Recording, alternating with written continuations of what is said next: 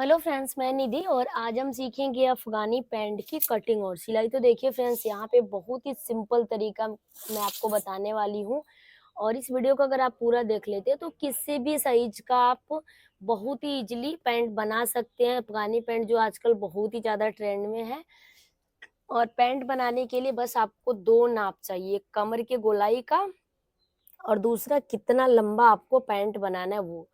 तो 2 चीज़ आपको बस नापना है, बॉडी से नाप सकते हैं, बहुत ही सिंपल तरीका है और बस कमर और लंबाई से आप बहुत ईज़िली आसन और जो भी है आप चुन-वुन ले सकते हैं।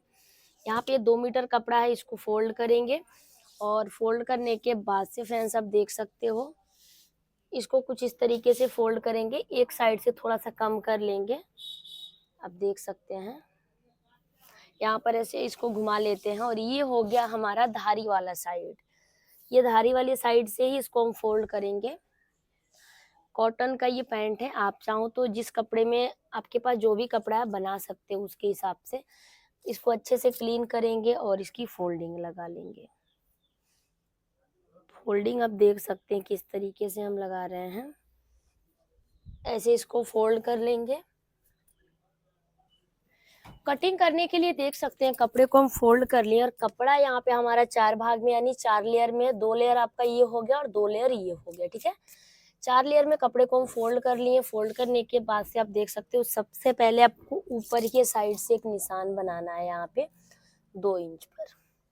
ये 2 इंच हम इसलिए ले रहे हैं क्योंकि ऊपर के साइड हमें इलास्टिक डालना है पैंट में।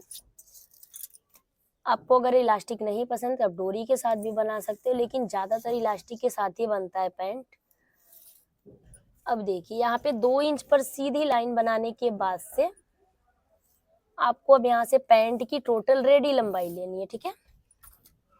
अब यहाँ पे देखिए 2 इंच छोड़ करके हमको पैंट को रेडी करना है 36 इंच में, ठीक है? 36 इंच पर इसको हमको रेडी करना है। इसको थोड़ा-सा और ऊपर के साइड कर लेते हैं ताकि नीचे का आपको समझ में आए। 36 इंच पर इसको तैयार करना है तो इसमें हम क्या करेंगे 1 इंच कम कर लेंगे, 35 इंच पे मार्क करेंगे। क्योंकि नीचे के साइड हमारा जो मोहरी पर नीचे का मोहरी पर बेल्ट ऐड होगा ना वो हमारा होगा कम से कम 1.5 इंच का और 1.5 इंच का ऐड होगा तो 1.5 इंच में हम क्या करेंगे आधा इंच और कम कर लेंगे। क्योंकि जब नीचे का मोहरी आप ऊपर वाले पार्ट से ज्वाइंट करोगे तो उसमें आपका आधा इंच मार्जिन जाएगा, इसीलिए हम आधा इंच बढ़ा के रखे हैं, ठीक है? तो जितना भी तैयार लंबाई आपको रखना है, पहले तो उतना मार्क कर लेना है। तो तैयार लंबाई हमको 36 रखना है।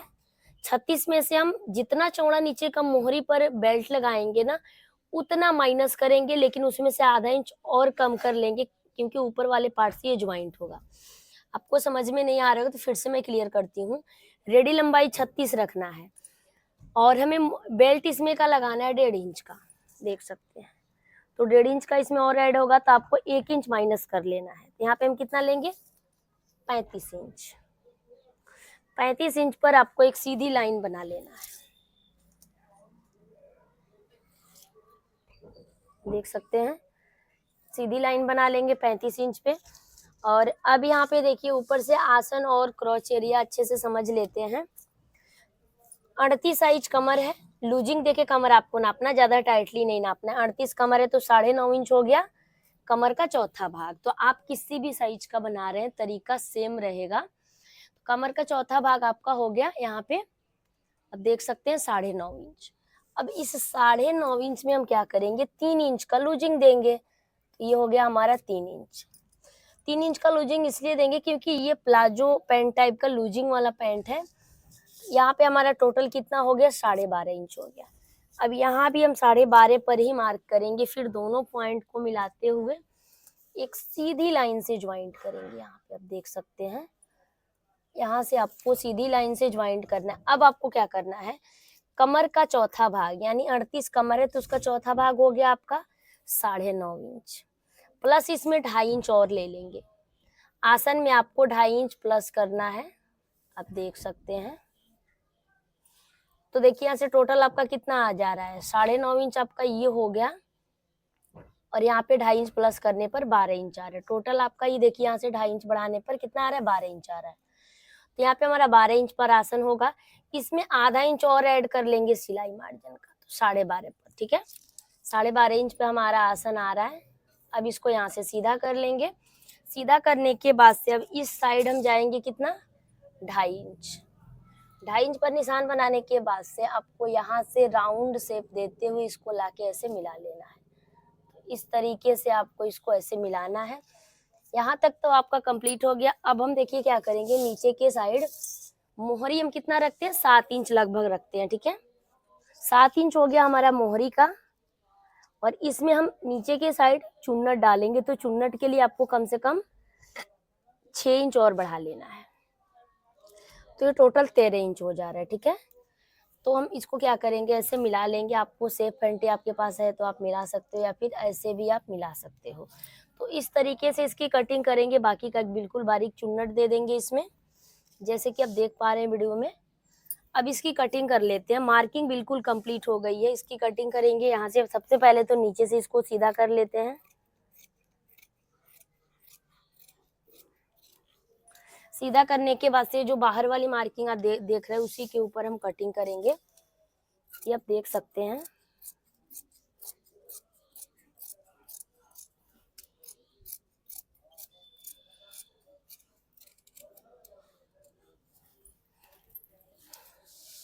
अब यहाँ पे देखिए फ्रेंड्स, सिलाई मार्जिन का छोड़ते हुए यहाँ से हम कट कर लेंगे।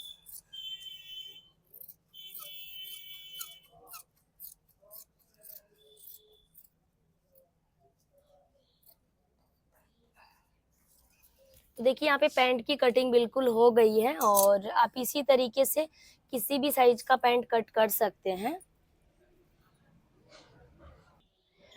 तो देखिए फ्रेंड्स, इस पार्ट को हटाएंगे। हटाने के बाद से आप देख सकते हैं इसकी कटिंग यहाँ पे कंप्लीट हो गई।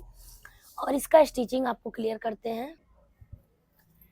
यहाँ पे देखिए, इसको ओपन करने के बाद से यहाँ से इसको 2 भाग में कर लेंगे, क्योंकि ऊपर का भाग हमारा बंद है।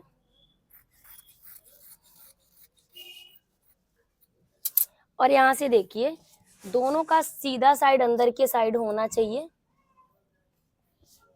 ऐसे क्या करेंगे, देखिए दोनों का सीधा साइड अंदर के साइड करके सबसे पहले तो आसन पर सिलाई लगाएंगे। और बहुत ही सिंपल तरीके से आप इस पॉइंट को बना सकते हैं, बिल्कुल इजी तरीके से। आप देख सकते हैं यहाँ पे आपको एक सिलाई इस तरीके से मिलाते हुए इसके ऊपर लगाना। देखिए यहाँ पर आपको इसको ऊपर तक स्टिच कर लेना है। फिर इस साइड का भी हम स्टिच कर लेंगे। दोनों साइड का स्टिच करने के बाद से कुछ इस तरह से आएगा, और तब इसमें हम इलास्टिक डालने के लिए फोल्ड करेंगे। उसके बाद से नीचे तो मेन गैदर से यानी चुन्नट बनाते हुए आप नीचे के साइड मोहरी को सेट कर सकते हो। तो सारा चीज मैं आपको मशीन पर बताऊंगी, इसलिए वीडियो में एंड तक बने रहिए। यहाँ पे देखिए फ्रेंड्स, हम मशीन पे आ गए, और जैसे आपको आसन ज्वाइंट करना बताएं, बिल्कुल उसी तरीके से आपको आसन को ज्वाइंट कर लेना है, एक चाप एक पॉइंट कपड़े के साथ। और आपको सिलाई डबल कर लेना, ये चीज आपको ध्यान में रखना कि आपको डबल सिलाई लगा लेना है। अब देखिए, एक साइड का आसन जो है ना ज्वाइंट हो गया, दूसरे साइड का भी आपको ज्वाइंट कर लेना। दोनों साइड का आसन अच्छे से ज्वाइंट करने के बाद से सिलाई आपको डबल डबल जरूर लगाना है। अब आपको इलास्टिक डालने के लिए इसको फोल्ड करना है।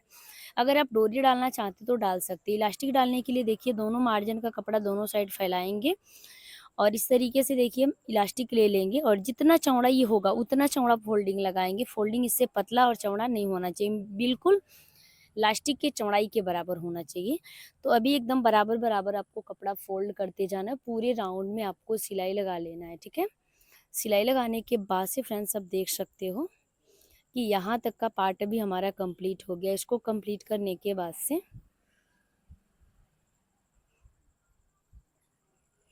लास्ट तक आपको इसी तरीके से सिलाई लगा लेनी है। और इलास्टिक डालने के लिए लास्ट में आपको 2 से 2.5 इंच का गैपिंग छोड़ के यहाँ से धागे को कट कर लेना है। अभी कट करने के बाद से देख सकते हो कि अब हमें अभी इलास्टिक नहीं ज्वाइंट करना है। जो मोहरी है पहले उसको बना लेना है, इलास्टिक उसके अंदर नहीं डालेंगे, बस उसको फोल्ड करके सेट कर लिए हैं। नीचे मोहरी पर साइड में 2 इंच प्लेन छोड़ के उसके बाद से आपको बिल्कुल कम कम कपड़े के साथ आपको यहाँ पे हाफ इंच के गैपिंग पर आपको चून बनाना है। जितना चौड़ा मोहरी रखना है उससे दोनों साइड 1-1 इंच बढ़ा के आपको बनाना है। जैसे 7 इंच का मोहरी रखना है, 7 का आप वो डबल कीजिएगा तो 14 इंच होगा, तो ये हमें क्या करना है 16 इंच में कर लेना है।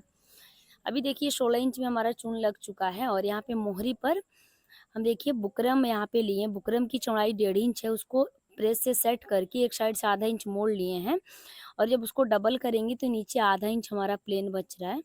अब उसको देखिए क्या करेंगे, जो बुकरम वाला है उसको नहीं पकड़ के स्टिच करेंगे, जो प्लेन कपड़ा है उसको उल्टे साइड से रख के हाफ इंच कपड़ा मार्जिन के साथ उसको सिलेंगे। इसीलिए मैं आपको बता रही थी कि आप लंबाई में 1.5 इंच कम करके यहाँ पे नापो, लंबाई में 1.5 इंच नहीं 1 इंच कम करो, क्योंकि आधा इंच तो आपका फिर से दब जा रहा है ऊपर वाला पार्ट में से। तो आपको ध्यान देना है जितना चौड़ा बुकरम बनाना है उससे आधा इंच कम करके माइनस कर लेना है लंबाई में से कटिंग करते टाइम। अभी उल्टे साइड से इसको रख के सिले हैं, फिर इसको सीधे साइड ऐसे फोल्ड करके देखिए बुकरम वाला पार्ट आपका ऊपर आना चाहिए और जिस साइड बुकरम हमारा है उसको मोड़ के हम प्रेस भी कर लें, इसका किनारा ऑलरेडी पैक है, बस इसके ऊपर आपको चढ़ा करके अच्छे से स्टिच कर लेना है। आप देख सकते हैं जैसे एक साइड का हमारा हुआ है रेडी, उसी तरीके से आपको दूसरे साइड का कर लेना है। दोनों साइड का मोहरी बनाने के बाद से देखिए किनारे पर यहाँ पे हम सिलाई लगा लेंगे। अब इस साइड भी आपको उसी तरीके से उतना ही लंबाई चौड़ाई में पहले चून बनाना है और चून बनाने के बाद से आप अटैच कर लो। अब यहाँ पे देखिए उल्टे साइड से रख के सिल के फिर से सीधे साइड इसको फोल्ड करें, तो मोहरी दोनों साइड का जो है ना नीचे बेल्ट अटैच करना था मोहरी पर, वो हम कर लिए। आप चाहो तो कुर्ती के कपड़े का नीचे ये मोहरी अटैच कर सकते हो, जो आपको जैसे अगर कंट्रास्ट में पसंद है तो कर सकते हो।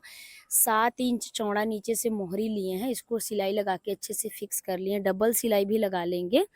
और उसके बाद से देखिए यहाँ पे सिलाई डबल करने के बाद से बिल्कुल रेडी हो चुका है, बस इसमें हम इलास्टिक डालना है। आप सबसे लास्ट में भी इलास्टिक डाल सकते हैं। अभी इसको हम सीधा कर लिए, कमर साइज जितना भी है उससे आपको 4 से 5 इंच कम करके यहाँ पे लेना है। देखिए यहाँ पे 28 इंच का लास्टिक लिए हैं और ये काफ़ी लूज है, अगर आप टाइट लास्टिक लगा रहे हो तो फिर 30 इंच का लेना, ठीक है। पिन से अच्छे से सेट कर लेंगे और जो हम 2.5 इंच का गैपिंग छोड़े थे ना ऊपर की साइड फोल्डिंग में, वहीं से हमें इलास्टिक को अंदर के साइड इंसर्ट करना है, जैसे कि आप देख पा रहे हैं लास्ट तक अभी हम आ गए हैं। और यहाँ आने के बाद से